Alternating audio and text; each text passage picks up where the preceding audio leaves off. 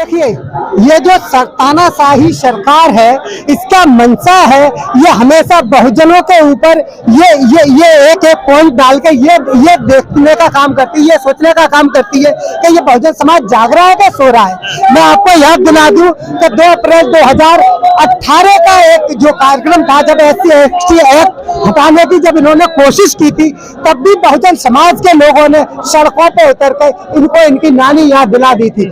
तुरंत ही उसके अगले ही दिन वो जो इन्होंने अमेंडमेंट किया था, उसको बड़ी मजबूती के साथ दोबारा इन्होंने वापस ले लिया। ये सरकार ये हमारे बहुजन समाज पर जब भी जोर जुल्म और अत्याचार करने की कोशिश करती है, तो यहाँ पे आए हुए जो तमाम जो बहुजन संगठन है, जो आंदोलन से निकले हुए लोग हैं, ये हाथ पे हाथ रख के बैठने वाले लोग हैं नहीं है। मेरे साथी पत्रकार सुनील अभय जी, मैं आपको बता दूं कि यहाँ पे जो लोग आए हुए हैं ना, ये सोए हुए लोग नहीं है, ये जागी हुई जनता है। और ये जो जनता है ये ऐवे नहीं बैठी है। क्या किसी के बाप ने वो मूर्ति वहां पे लगवाई थी?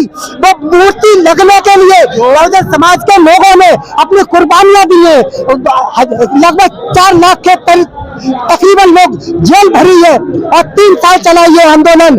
तब जाके वहां पे महिलाओं ने वहां पे जेल में भी बच्चों को जन्म दिया, कई बुजुर्गों ने अपनी कुर्बानियां दी है, तब जाके ये मूर्ति संसद भवन के प्रांगण में लगी है। ये मोदी जी क्या उस समय ये जानते थे कि ये मूर्ति हटा के ये आखिर ये हटाने की कारण क्या लग रहा है आपको? जिस तरीके से सरकार बौखलाई हुई थी, बार बार एक बात कर रही थी कि संविधान को बदल दिया जाएगा, परंतु बदलने की जगह उन्होंने बाबा साहब को ही हटा दिया। तो आपको लगता नहीं है कि बहुजन समाज अभी भी सो रहा है? आप जिस तरीके से आक्रोश की बात कर रहे हैं, आग लगाने की जो बात कर रहे हैं, उसमें अभी तो जोश कहीं दिखाई नहीं दे रहा। देखिए, 2 अप्रैल को आपको जोश समझ में आ गया था, आपने देखा था 2 अप्रैल का वो हो गया। अभी ये हटाई है, ये हटाई 4 तारीख को, जिस दिन टीवी पे सब लोग रिजल्ट देख रहे थे, सारे लोग रिजल्ट में बिजी थे। इन्होंने तब उस रात को इस मूर्ति को हटा के एक साइड में कर दिया। ये तो लगातार 10 साल से साजिश होती आ रही है, हर आंदोलन को कुचलते चले आ रहे हैं। आप इसको बरकरार कैसे कर पाएंगे? देखिए, इसका जवाब हमारे बहुजन संगठन के लोग दे रहे हैं। आपको बता दें, हमारे जो बहुजन संगठन में बहुत सारी राजनीतिक पार्टियां भी हैं, लेकिन राजनीतिक पार्टियों का एक बड़ी दुखद बात है कि छोटे छोटे दल बना के जो हमारे बहुजन समाज के लोगों ने अलग अलग जो पार्टियां बना ली है, इससे ये संगठन मजबूत और बड़ा नहीं हो पा रहा है। यहाँ पर भी आप देखेंगे, यहाँ पर भी एक चीज आपको दिखा दूं। यहाँ एक बात तो इसलिए रोक रहा हूँ कि आपने अभी बात की थी 2 अप्रैल की 2018, वहाँ पर कोई भी ना तो राजनीतिक दल था, ना कोई संगठन था, तो वो आप कामयाबी ले पाए। हाँ। अब जिस तरीके से यहाँ पे राजनीतिक दल और संगठन जुड़ गए हैं, तो कामयाबी हो पाएगी? देखिए, सवाल आपका बिल्कुल वाजिब है मेरे साथी पत्रकार। मैं आपको बता दूं कि यहाँ पे यही विडंबना है हमारे देश की और ये बहुजन समाज के लोगों की, कि जब छोटे छोटे संगठन और दलों में बढ़ जाते हैं, ये राजनीतिक पार्टियों में बढ़ जाते हैं, सामाजिक संगठनों में बढ़ जाते हैं, तब यहाँ पर भी क्या कहते हैं, एक तरफ 7-8 संगठन के लोग हैं, जिसमें भारतीय बौद्ध महासभा है, समता सैनिक दल है, और जय भीम मिशन जय भीम है, और दूसरी तरफ जो उदित नाथ जी हैं, उन्होंने भी एक अपना विशाल धरना प्रदर्शन कर रखा। क्या ये लोग जब इन्होंने प्रेस कॉन्फ्रेंस की थी प्रेस क्लब ऑफ इंडिया में, उस समय बोला था हम सारे सामाजिक संगठन एक मंच पे आ जाएंगे। यहाँ पर टूट है, और नेता और पार्टियां एकजुट नहीं है, तो संघर्ष कैसे जीत पाएंगे?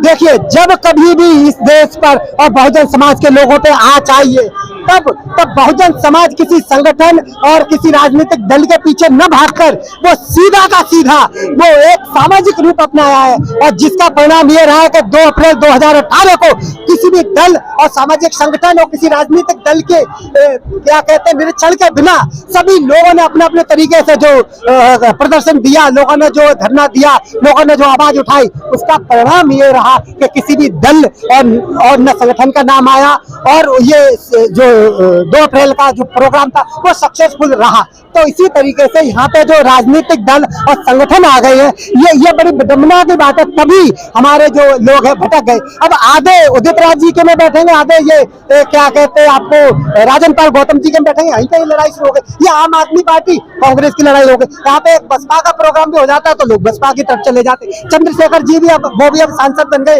वो भी एक अपना कार्यक्रम लगा लेते, स्टॉल लगा लेते लोग उधर।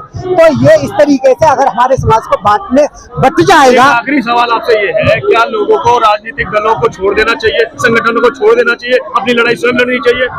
देखिए इसमें मैं ये कहूंगा कि बिल्कुल नहीं। आप जहां भी हैं, जिस भी संगठन में है, जिस भी राजनीतिक पार्टी में है, आप वहां पे रहिए और जरूर रहिए, काम करिए। लेकिन जब कभी भी समाज के ऊपर कोई आक्रमण आए, समाज पर कोई अत्याचार करे, बाबा साहब के खिलाफ कोई बात करे, संविधान के खिलाफ कोई बात करे, तब आप लोग संगठन मत देखिए, तब आप लोग कोई राजनीतिक पार्टी मत देखिए, तब एकजुट हुई है, एक छत के नीचे आइए। वो छत का है वो बहुजन समाज की एकता होनी चाहिए।